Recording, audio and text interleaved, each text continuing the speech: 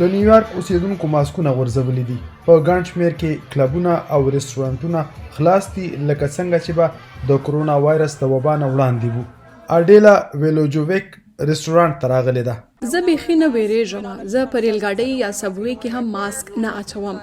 زه ماسک نه اچوم. موږ په کار کې هم ماسک نه اچوو ځکه زه ماسک اچول نه غواړم. که تاسو په سبوی کې ماسک په مخ کوئ نو دا مو هوښیارتیا ده. په نورو ځایونو کې دومره حاجت نشته. مایکل ټوچرډ په نیویارک کې د لیباراتین کلب یا رستورانت مالک دی. په کرونا ناروغۍ کې زیاتوالی راغلی خو زما په خیال خلک خپل ژوند په خپله خوښه تیروي او د کرونا ویرې له پامه غورځولي دي. د رستورانت د مالک په حیث زه دا ګڼم چې دا د هر چا خپله خوښه ده. نیویارک ښار په ټوله امریکا کې یوازینی داسې ښار نه دی چې کم خلک پکې ماسکونه اچوي او یا د ټولنیزې فاصلې خیال نه ساتي. د ګالب سروې ښایي 50% امریکایان چې پوښتنې ترې شوي دي وایي په تېره یوه هفته کې یړو ماسک نه دی اچولی. دغه سروې ښایي په امریکایانو کې د ټولنیزې فاصلې احتیاط هم 19% راکم شوی. ډاکټر جی ورما د نیویارک په کارنل سنټر کې د وبا د مخنیوي ډایرکټر دی. The data, unfortunately, is not surprising to me. I think له بده مرغه دا شمیرې زما لپاره حیرانونکې نه دي.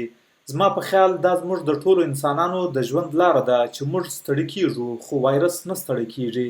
او د اندېښنې خبره دا ده چې موږ کله پوره ټولنه له وبا څخه د بچ کېدلو احتیاط پرېږدو نو له دې سره وبا نوره اوږده سي.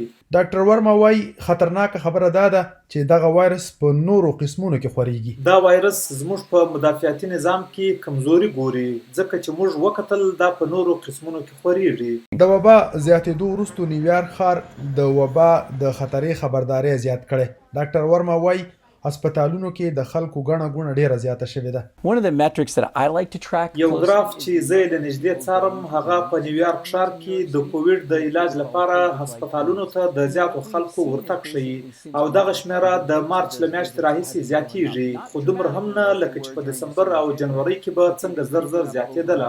په امریکا کې د کرونا د مخنیوي ادارې CDC تازه شمیرې ښایي په امریکا کې د هغه سیمو شمیره په تیرو 2 هفتو کې 3 چنده زیاته شوې ده چې د کرونا وبا د خطر سره مخ دي. خو سروې ښایي امریکایانو بیا هم احتیاط کول پرېښي دي. مایکل ټوچرډ د لیباراتین رستورانت مالک دی.